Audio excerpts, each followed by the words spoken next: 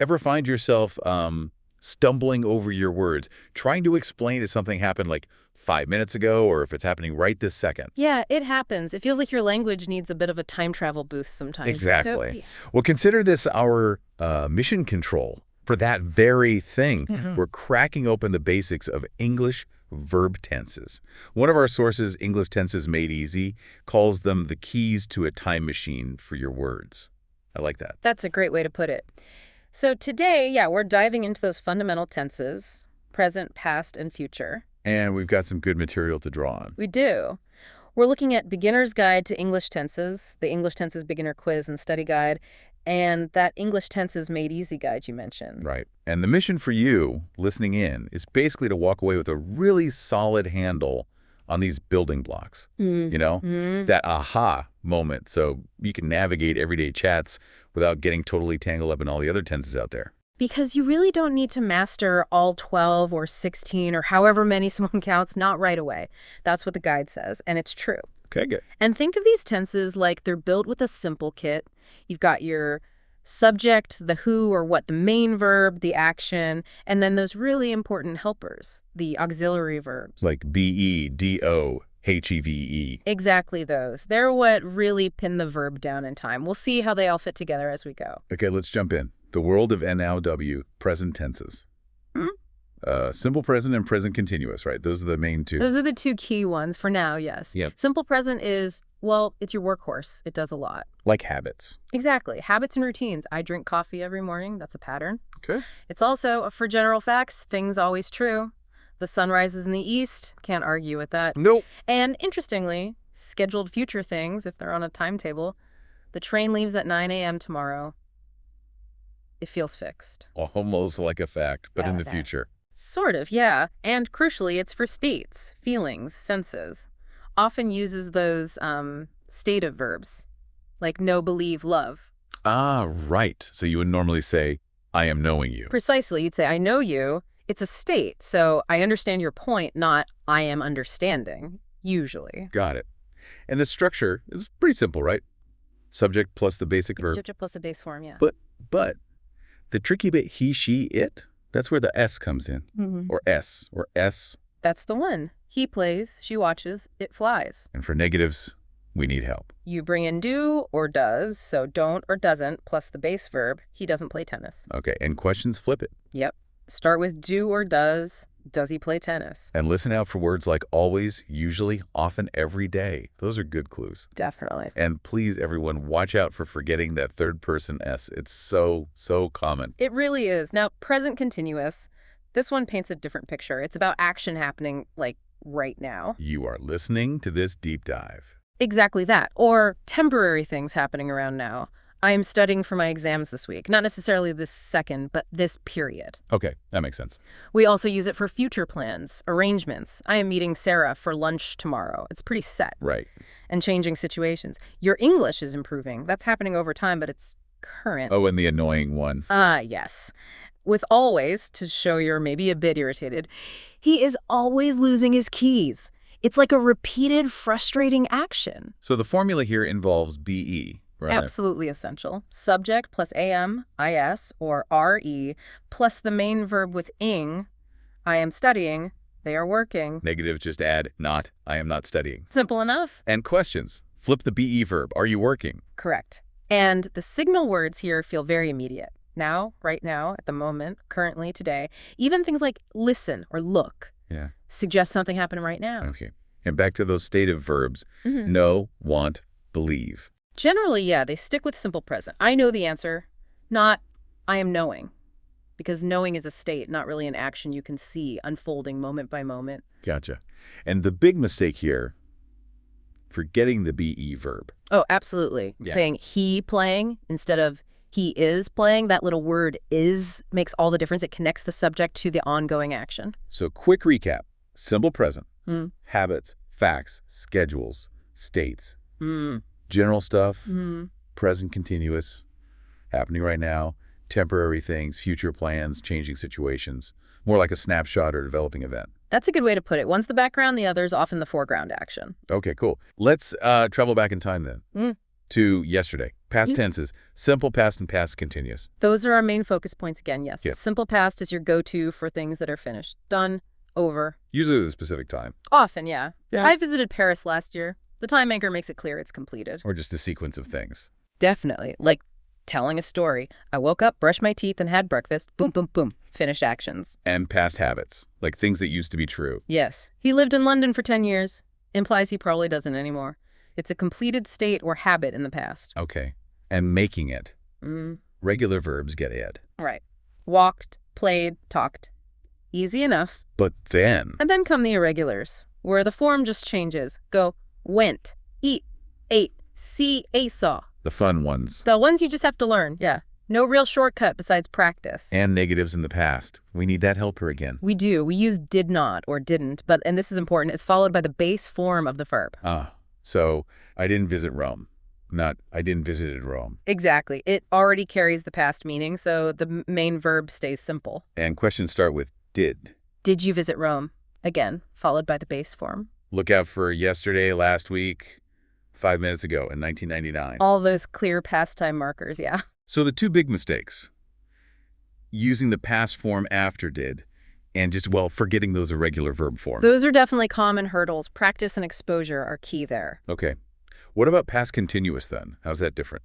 Past continuous gives you that feeling of something in progress at a specific time in the past. Yesterday at 7 p.m., I was eating dinner. The eating was happening at 7 p.m. Okay, so it's like setting a scene. Exactly. Or showing a longer action that got interrupted. I was watching TV when the phone rang. Watching TV was ongoing. The phone ringing was the interruption. Like background information in a story. Perfect description. The sun was shining. The birds were singing. It sets the stage for the main past events. And the structure involves be again, but the past form. Right. Subject plus was or were, plus the verb with ing. I was studying. They were working. Negatives add not. She wasn't listening. Mm-hmm. Questions start with was or were. Were you watching TV? Correct. And signal words often link two clauses like while, when, as, or specific pastimes at 8 o'clock last night. And the common mistake here, forgetting was or were. Just like with present continuous, you can't say I eating. It has to be I was eating or they were eating. That auxiliary is vital. So simple past is the finished dot on the timeline. Past continuous is the line leading up to or happening around that dot. A very good visual. Completed event versus ongoing background or interrupted action. All right. Present and past seem clearer. Let's peek into tomorrow. Future tenses, we're looking at will and be going to. Those are the two main ways we express the simple future, yes. Let's start with will. Okay. When do we use will? Often for predictions, sort of based on opinion. I think it will rain tomorrow. It's just my guess. Spontaneous decisions too, right? Yes. Made right at the moment of speaking. Like, oh, I left the door open. Don't worry, I'll close it. Decision made on the spot. And promises or offers? Definitely. I will help you with that. I will call you later. Offers, promises, requests sometimes too. Forming it seems easy enough. Subject plus will plus base verb. Dead simple. I will go. She will see. Negative is won't. Will not, or much more commonly, won't. He won't be late. Questions start with will. Will you come? Yep. And you might hear words like tomorrow, next week, soon, I think, probably alongside will. Okay. Now Yeah. be going to, how's it different? It also talks about the future. It does, but often with a different flavor. It usually indicates a plan or intention that existed before speaking. Oh, so it's already decided. Pretty much. I am going to visit my family next month. That plan is already in place. Okay. What else? Predictions, but usually based on present evidence, something you can see now. Look at those dark clouds. It is going to rain. The clouds are the evidence. Right. Not just an opinion like with will. There's a reason. Exactly. There's a present indicator for the future event. And the structure. Back to using be. Yes. Subject plus amesar plus going to plus base form. I'm going to travel. They are going to eat. Negatives add not after amesar. She isn't going to work. Correct. Questions start with amesar. Are you going to leave soon? That's it. Signal words can overlap with will, tomorrow, next week, but look for that sense of a prior plan or visible evidence. And people often say gonna, right? Very common in informal speech, yeah. Gonna is just a relaxed way of saying going to. And don't forget the be verb. It's I am going to, not I going to. Another classic auxiliary verb mistake to watch out for. Absolutely. So quick compare. Will is more spontaneous, opinion-based predictions, offers. Be going to is more about existing plans or evidence-based predictions. That's the core distinction, yeah. Though sometimes they can be pretty close. And remember, Oh, yeah. present continuous can also be used for future arrangements, especially social ones. I am meeting John tomorrow. Right, like the example earlier. So context is key. Context is always key with tenses. Okay, wow. That's a lot, but seeing them broken down helps. Let's try to get the big picture, how they all relate to time. Thinking visually helps, like you said. Simple present is sort of always true, circling around NOW. Habits, facts. Right.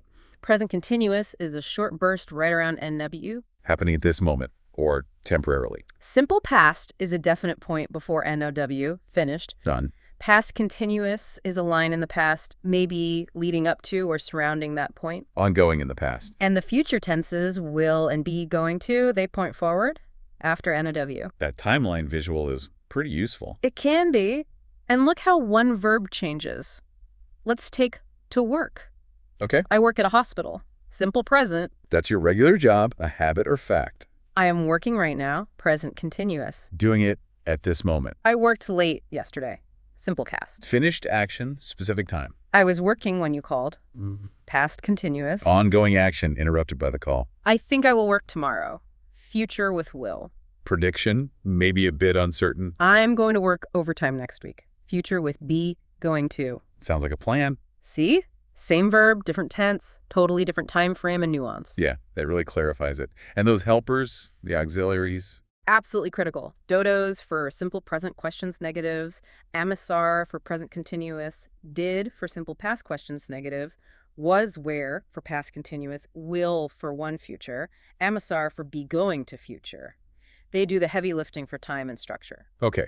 Now, we've mentioned some mistakes along the way, but let's quickly round up some of those common stumbling blocks, things to watch out for. Sure. Our sources flag a few recurring ones, like using simple present when you really mean present continuous for something happening now. That S on the third person singular in simple present, always catching people out. Definitely. And getting the main verb form wrong after you use do, does, did, or will. Remember, it goes back to the base form. Right.